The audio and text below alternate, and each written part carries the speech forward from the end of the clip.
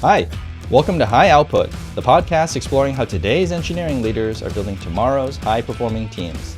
I'm your host, William Chang, and each episode we sit down with visionary engineering leaders who are forging new paths in a rapidly evolving field. Join us as we gain a window into tomorrow's software organizations and discover what's next for our profession and the entire software industry. This episode is brought to you by Maestro AI. Engineering leaders, let's be real, building high-performing software teams has never been more challenging. You're trying to ship faster, keep your team healthy, and communicate value to stakeholders. That's where Maestro comes in. Maestro enables you to understand everything that's happening in order to improve velocity, spot blockers, and make decisions faster. Maestro seamlessly integrates with your existing tools like Jira, GitHub, and Slack, so you don't need to change your workflow. Maestro cuts through the noise, revealing exactly who is delivering, who needs help, and where your team is spending time and energy. Visit getmaestro.ai for more info, because you don't know everything, but Maestro does. Our guest today is Charity Majors. She's the co-founder and CTO of honeycomb.io. She pioneered the concept of modern observability, drawing on her years of experience building and managing massive distributed systems at Parse, acquired by Facebook, and Linden Lab, building Second Life. She's a co-author of Observability Engineering and Database Reliability Engineering from O'Reilly Books. She loves free speech, free software, and single malt scotch. Welcome to the show, Charity. Thank you for having me. Yeah, I'm super excited about this. How did you get into engineering? I heard there was something a little unconventional there. Yeah, unconventional software. Yeah, well, I was a music nerd. I grew up in the backwoods of Idaho not only without computers, but without a phone line for most of my childhood. But I got a classical performance piano scholarship. And as soon as I got to college, I started to notice that people who studied music were still hanging out, working minimum wage jobs in their 30s, 40s, and 50s. And I was like, I grew up being poor. I am not going to be a poor adult. And so I switched lanes and I adopted computers. Yeah, so it seems like you must have come to like computers over the years, right? Because you've been doing I it for a did while. very quickly. They're all right. I mean, they've got their downsides. But yeah, I feel very lucky to have gotten into tech when I did. It's gotten so much harder over the years, but back when I was getting in, it was like any smart kid who was willing to work weird hours and try a lot of stuff could make a go of it. So I feel very fortunate. Yeah, yeah.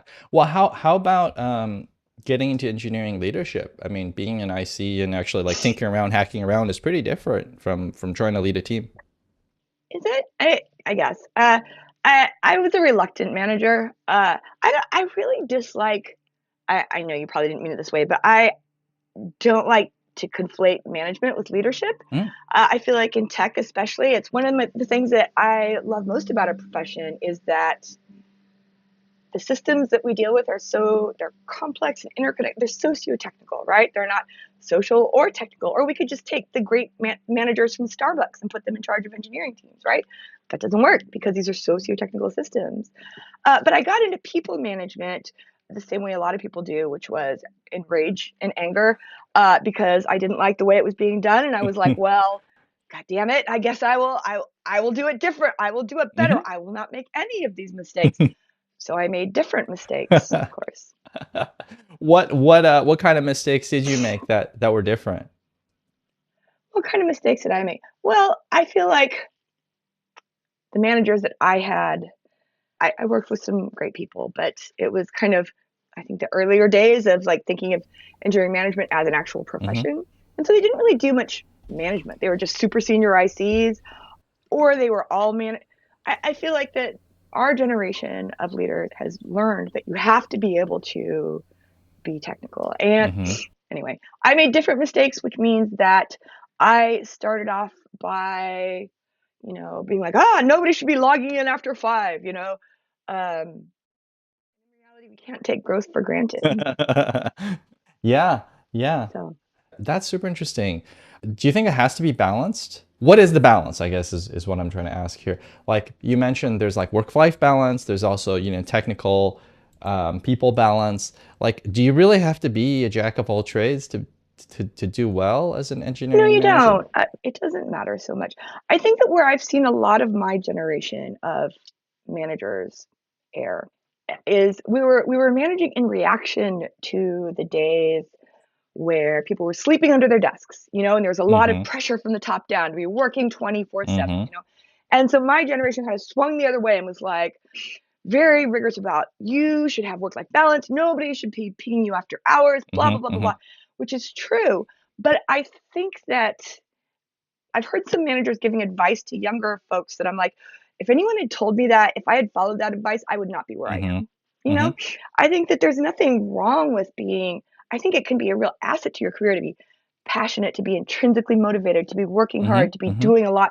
What's wrong is when the expectations from management are that you kill yourself working, right? Mm-hmm. But like I see some managers being like, you're working more than 40 hours. Stop, and honestly, we live in a very complex, fast changing world. And if you're intrinsically motivated to be working, if you're learning, if you're having fun, nobody should be stopping you because that really is the path to success, right? I also feel like I've seen a lot of junior engineers, a disturbing number of junior engineers who got into the field expecting it to be easy, being Mm. told that they should be able to and I understand the overcorrection, right? It's not just for geniuses, all this stuff, but it is none of us evolved to understand data structures and algorithms. And those early years when you are retraining your brain, they're hard, they're frustrating.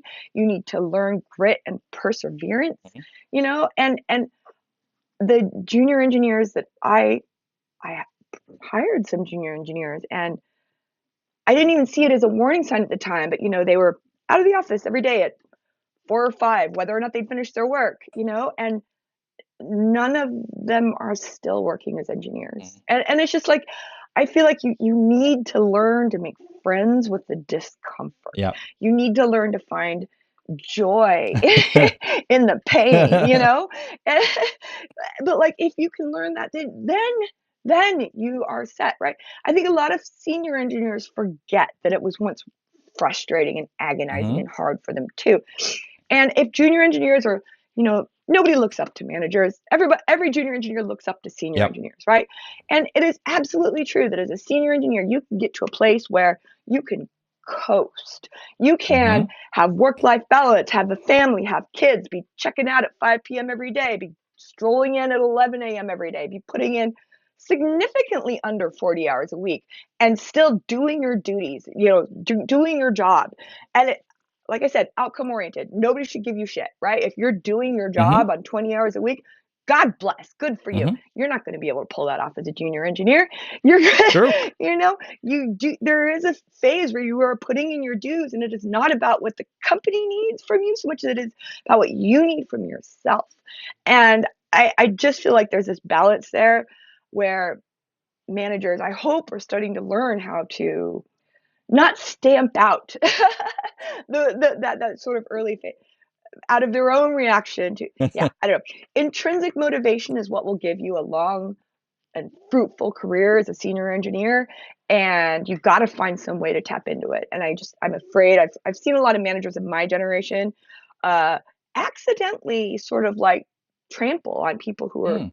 finding their way just because they were working longer than after 5 or Yeah. 40 hours a Yeah. week or whatever. Is It's that in, making sense? yeah, yeah. It's interesting because I also see, I mean, nowadays, right? You go to, Hacker News or some of these places, and some people are like, "Oh yeah, we work." It's kind of swung back the other way, Oh, right? Hacker News. It's No, going you're right. crazy, It's right? coming Right? around. Right. I saw something about the nines or Yeah, something. yeah, so this actually did come from in China. It's been a thing where it's like 996, where you work from like 9 to 9, Yeah. Oh my 6 days a week or God. something, and they were like, "Oh, we're You're doing that right. culture," and I was like, "Wait, really? Oh, wow." Swings back. It all swings back, doesn't it? All right. My shit is already out of date.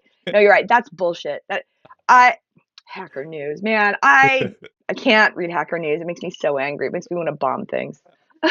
Interesting, interesting. But to your point, I mean, back to what you were saying, I absolutely agree. Like it's, the process of learning is just not easy, right? Like No, it's not easy. It's not easy. Yeah. And you need to do a lot of practice. You need to do a lot. You know, Hmm. it's not, yeah, when learning any new skill, right? Like, I don't know, I want to learn how Yes. to sew or something. It's not easy. You're always clumsy and frustrated and irritated in the beginning. And yet the people I think who have long productive careers are the ones who grow to love that feeling and feel a sense of discomfort when they're not pushing themselves. I always know it's time for me to leave a job when I start to feel comfortable. Mhm. Yeah, You know? yeah, yeah, yeah. Because You get that you itch. want to learn more. You want to, you want to expand your scope and try to do new It's things. usually not on that rational of a level. It's just like, why do I feel so? But that's kind of the point. Is most we don't spend most of our time in our rational brain, right? We spend most of our time in our subconscious brain, and I feel like the whole process of being junior at anything is about making friends with that subconscious that is antsy and itchy and wants to explore. Because honestly, as children, we're all born that way. We're all born with the curiosity and the wanting to seek out new things. And I honestly blame school for stamping it out of most of Oh, us, really? making us feel like it's all about report cards and like people grading you and stuff. And suddenly, over the course of 12 years in school, 12, 20, 25 years, Mhm. we start to associate learning with it being extrinsic, about other people's expectations or achieve. And reconnect what I love about adulthood is none of that stuff matters anymore, or it shouldn't, right? It should be about rediscovering our innate human love for exploration and expanding our horizons. Yeah, yeah. I love that. I love that. I think it's also a very optimistic, or I don't know, like a visionary take. A visionary take. There you go. Well, visionary take. Nice, nicely done. I see what you did there. I do feel like tech is unusual. Mm. I don't. I think a lot of people hanker for the days when you had a 40-year career where you did the same thing. And I actually feel like that is very anti-human. Like that Yeah. was a real anomaly. Just like the nuclear family with mom who stays home and dad who goes to Hmm. work Hmm. and the kid, was also a real historical anomaly that we now sort of fetishize and fantasize about. But like being a human has always been about exploration and curiosity and creativity and connecting with each other and expanding our horizons. This is why we used to, you know, look up to the elders in our tribes because they had been doing this for longer than anyone else. And tech, yeah, it's disorienting, it's fast changing, it's fast moving.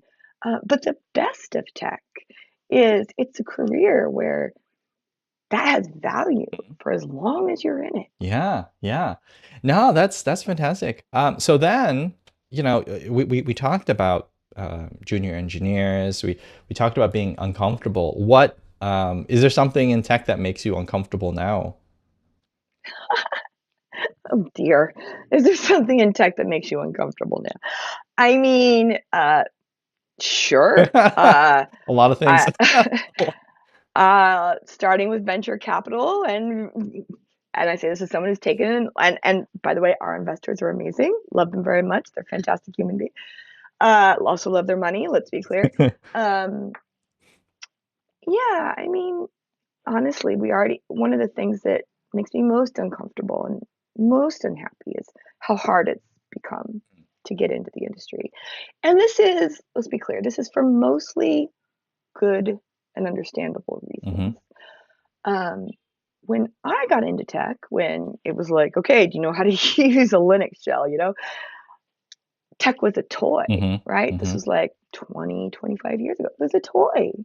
And now it powers nuclear power plants. It makes sense that, the corpus that you need to master has gotten so much larger. There are professional, standards now. It's not a toy anymore. Hmm. So it makes sense.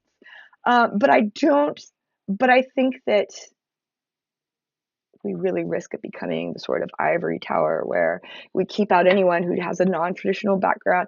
We need to think harder about crafting paths into technology to sort of meet the moment. Yeah, yeah.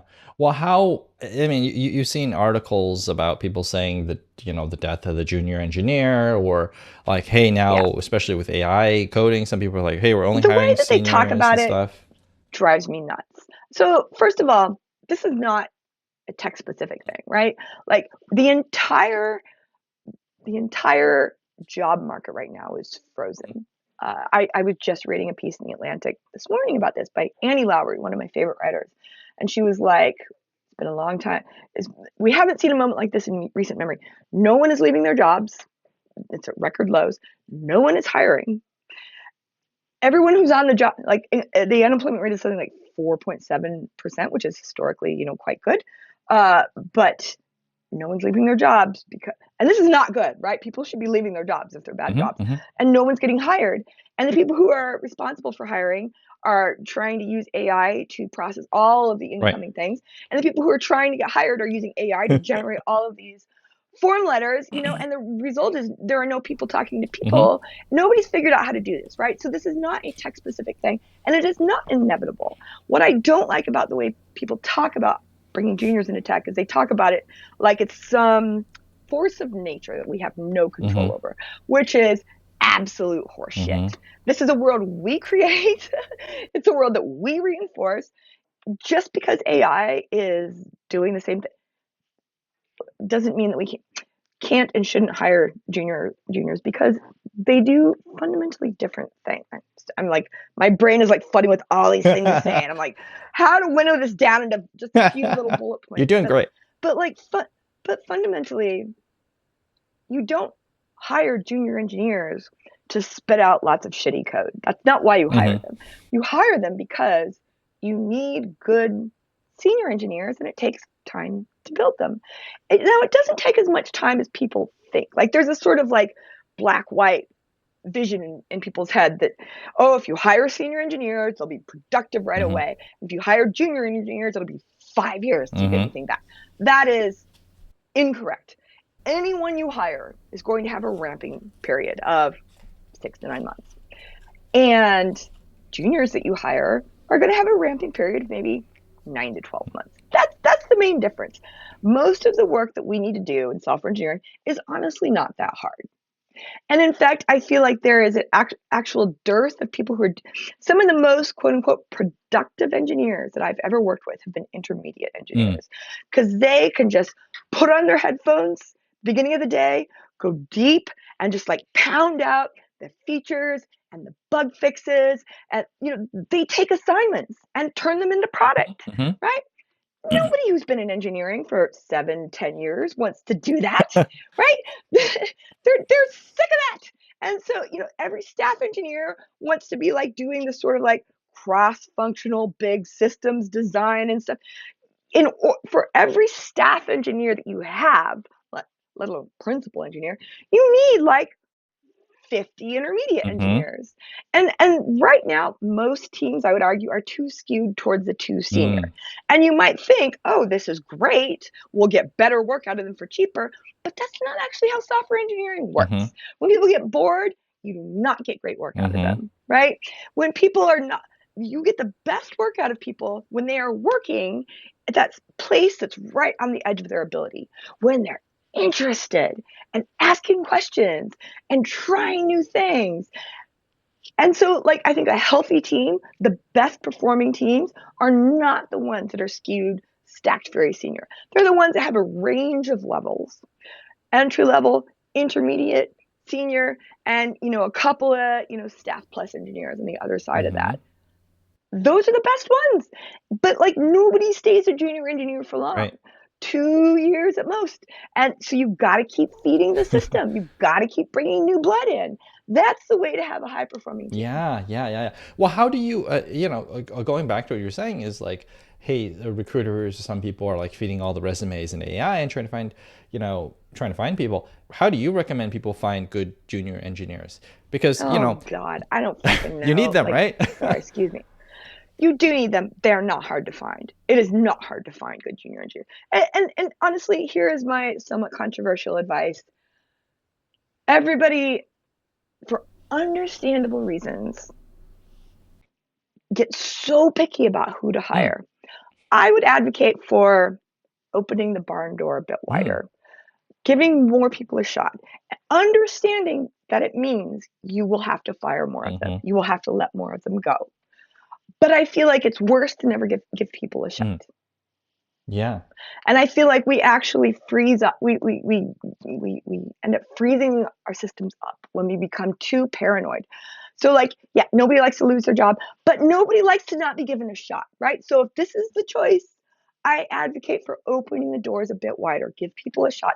And there are some really good side effects to your entire system of learning to give people a chance, get them up to speed quickly, right? Give them a chance.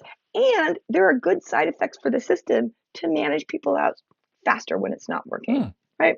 Nothing demoralizes a team more than when someone that they work with every day who's not pulling their weight just hangs around forever. yeah. That is not good, right? Your managers need to know how to deal with this shit. They need to know how to like feed back to the person who's not performing. This is what is expected. Mhm. This is what I'm seeing. How can I help you get from A to B? Yep. What do you need? Often the person underperforming doesn't even know or isn't told Mhm. or isn't shown the way, right? These situations are salvageable more often than not if you act fairly swiftly. The longer it goes on, the less salvageable it becomes because some of the most heartbreaking situations I've ever been in as a manager are when a person's being let go after years Mm, of them doing exactly the same thing. And they're legitimately like dumbstruck. yeah. But I haven't changed. Right. I What have did I do wrong? nothing. What did I do Yeah. wrong? Maybe they've been getting this feedback for 2, 3, 4 years. You start to feel like this is just how the system Mhm, works, mhm. right? You gotta act fast. You gotta act faster, and you gotta Anyway, yes, managers need to learn how to actually manage performance, how to give clear feedback, how to give actionable feedback, and then if it's not working out, give someone else a shot. Yeah. Yeah. Yeah. Then, how does that One other thing I wanted go to for say it? about this, in terms of effects to the system that are good about learning to, it's that a system that is designed to enable engineers to onboard quickly, get up to speed, self-serve, is also one that's going to be good for every other engineer who has to work within that system. If you are an engineer joining a team where there is very low turnover, where people never join, where people never leave, that is not likely to be a very high functioning team either, Mhm, mhm, right? Like it's very likely it will take you a month or it could take you a month just to get your dev environment set mhm, up, mhm, mhm. right? No, it's very clear nobody's asked these questions in a very long time. All the docs are out of date. There's no automation, right? All of the things are locked up in a few people's heads. People can have very idiosyncratic views of the world that are deeply encoded into the system, right? I'm not saying that you should design your system so that people can be fired and hired easily. But I am saying that like every time someone joins a team, it audits the entire thing, Mhm. right? And if people join somewhat regularly, it's likely to take you a couple of days to get your dev environment set up. It's likely that you'll have good docs, right? Yeah. And if you're used to bringing on junior engineers, oh boy, those kids will audit your systems like no one else. Yeah, no, amazing, amazing. Well, but how does that let's say you are bringing on junior engineers, right? But you also said that it can take, I don't know, 9 to 12 months before like you can really tell. Before they're well, before they're like a net positive. Got it. Let's put it that Got way. it. But you can Yeah. tell earlier than that. Yes. Yes. Yeah. What are some signals? Like what are you looking for? So first of all, I think that you always want uh, learning how to mentor, learning how to teach, explain is a very important job of developing senior engineers, right? And you always kind of want to be mentored by someone who was sitting in your seat like 5 years Mm, ago, right? The best mentor for a junior engineer is not is not a staff engineer, right? It's an intermediate to early senior engineer, right? And one of the amazing things about AI is that some of our junior engineers talk about how they are in conversation with Claude all day long. mhm, And by the time they bring a question to their senior engineer, which they do very often, they have tried all the low hanging fruit. They've tried a bunch of stuff. They've asked a lot of questions. And so it is very well worth that senior engineer's time by the mhm, time that it gets comes to them, right? So I think one of the things that I look for first is, are they asking good questions? mm, Are their questions getting better? Do they have a good sense of how to use their time and how to use their mentor's mm. time? That I think is the best leading indicator. Yeah. Oh, interesting. I actually haven't heard that before. That's a really good one. That's a really good one. How do you get that information? I mean, obviously you just talk to them, right? But like how does that information filter up to you? Because there's a lot of people in the org, right? Totally. It doesn't. I absolutely trust my managers and directors, and it doesn't ever filter up Yeah, to me. yeah, yeah. It If you're shouldn't, asking me right? literally, it shouldn't, right? I shouldn't know who's having I don't want to know if an engineer is, like, having a performance issue and is on, 'cause I don't want that to skew, because I don't have to know because I really trust my management chain. Emily and, like, all of them, I really trust. But if you're asking me more Hmm. metaphorically, as an engineering manager, how do I know these Hmm. things? It's a combination of data and conversations. Mm. You can't take either of them in isolation, right? And engineers, I think, have a hair trigger to metrics about, pull requests and everything. Yeah, yeah, yeah. And like overreact to anyone looking at metrics. But it's actually really important that there be data in addition to Hmm. conversations, because the data and the conversations are bookends. They help you understand each other. And I feel like just leaning on the conversations, never looking at the code or the pull requests or anything like that, that that's when you're just a quote unquote people Yeah. manager. And this is a pattern I think we've learned doesn't work. Hmm.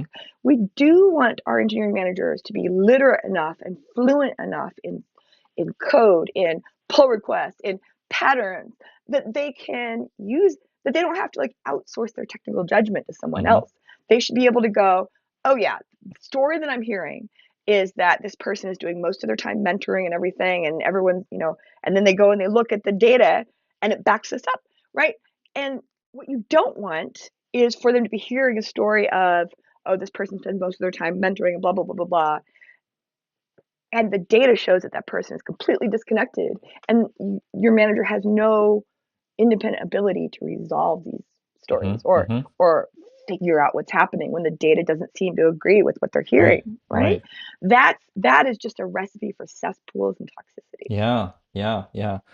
Okay. Well, then, how would you recommend if you were hiring a junior person now, right, to get into the field? Like, what would you recommend that they do? I don't know. I get asked this all the time, and I don't know. I know that what worked for me doesn't work Yeah. for others because those paths don't exist Yeah. anymore, you know?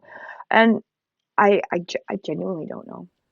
I wish I did. Yeah. So I guess the takeaway here is maybe as engineering leaders, engineering managers, when hiring, like it's really our responsibility to ensure the next generation comes in, rather than somebody applying, like being able to do something special.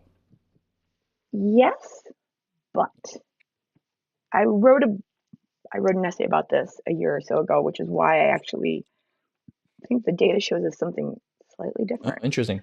The places that I know of that actually are successfully recruiting, hiring, bringing in junior engineers and making them successful, it was not the engineering managers who pushed for that program, made it a Mm, reality. It was the senior mm, engineers. They were the ones who were like, we know what it takes to have a healthy, high performing team. It takes a steady influx of new blood. And we feel this conviction so strongly that we're going to go make it happen hmm. ourselves. And they went to bat against directors and senior leadership and everything. And then, yes, the engineering managers manage the pipeline, the, the, Sure, the sure, sure. mechanics of it. But like the places that I know of that have not followed this trend, it was because the senior ICs made it their problem and went to bat for it. Yeah, yeah. So there is a bit of a grounds up approach, there it's There is, yeah. if there's anything that I have learned being in senior management, it's how much power individual ICs have when they choose to flex it. Yeah, yeah.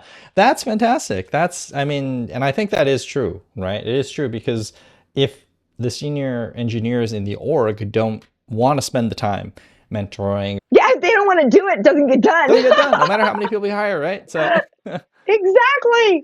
Exactly. And I honestly wish engineers felt that power, felt it in their bones a little bit more, because I feel like they only bring it out in the most extreme moments. But like, there is no engineering leadership without the consent of the governed.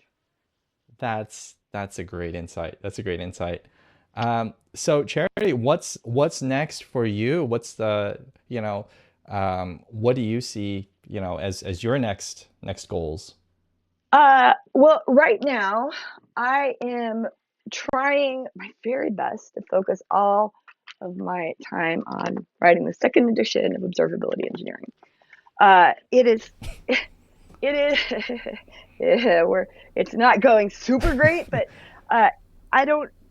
The first book we wrote it for between 2019 and 2022, Hmm. 3.5 years. And towards the end, I don't think it was ever like, I feel great about it. It was more like, oh my God, I can't look at this any longer. Whatever we have, just ship it. Yep. I can't just ship it. And I read it now, and it's honestly, it's pretty embarrassing. But now I think my co-authors and I, we know who we're writing for, and we know what they need to hear. And this podcast of yours is all about high performing teams, high output, right? And it's a true fact, a reality, that high performing engineering teams are about fast feedback loops. And observability is the feedback loop of feedback loops. It is the sense making apparatus of engineering teams. Hmm. And every single customer who interacts with that system, every single change you make to that system, your observability will either exert a massive ongoing tax on every single action, or it serves as like lubrication in the gears and helps you speed up. And I'm having a hard time with the writing, but I'm really excited to get this message out. Yeah, amazing, amazing. Well, I'll be looking forward to it. And I'm sure our listeners will as well. Thanks for coming on the show, Charity. Thanks for having me. Thanks for tuning into this episode of High Output. If today's conversation was useful, please take a moment to subscribe wherever you get your podcasts. Engineering leadership is evolving rapidly, and we're committed to bringing you insights from the front lines every week. Visit getmaestro.ai/high-output for show notes, transcripts, and past episodes. Until next time, I'm William Cheng, and this has been High Output, where we explore how today's engineering leaders are building tomorrow's high-performing teams.